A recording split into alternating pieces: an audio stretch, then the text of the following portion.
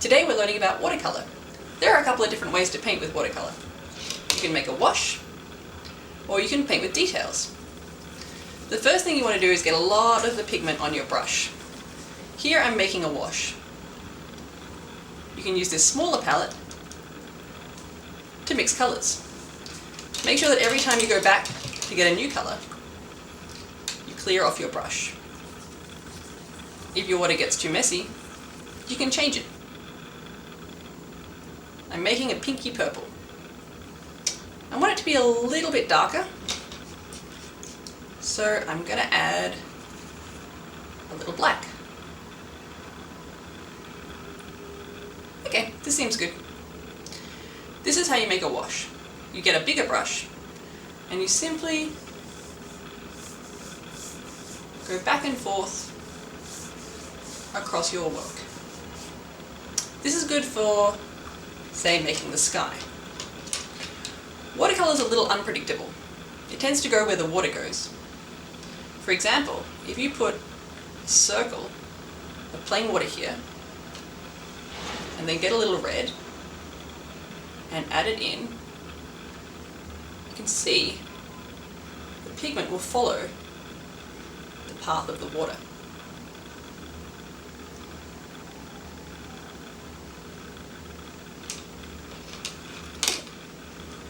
Back to the wash. I'm going to go a little more blue. Remember, you're using your draft painting to plan out your larger work.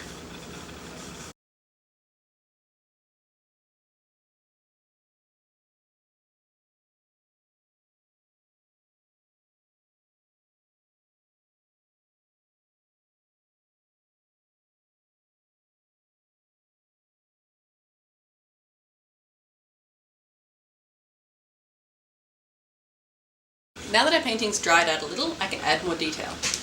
You can tell when your watercolor's dry because it stops being shiny. See the shiny point here? It's still wet. I'm going to add a little bit of yellow to give my moon some aura.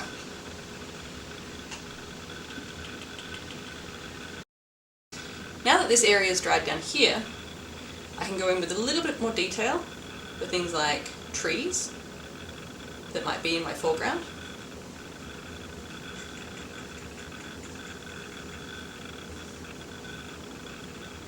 Remember, this is only the first pass. We can keep coming and adding more detail. Even though trees are green, they often appear blue when they're in the distance.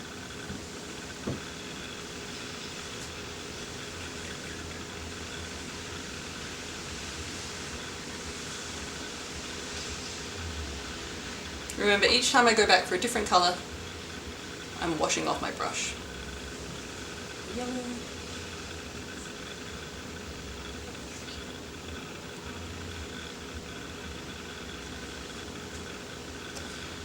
I'm going to keep working on this mountain by adding more detail, picking out its shape and its form.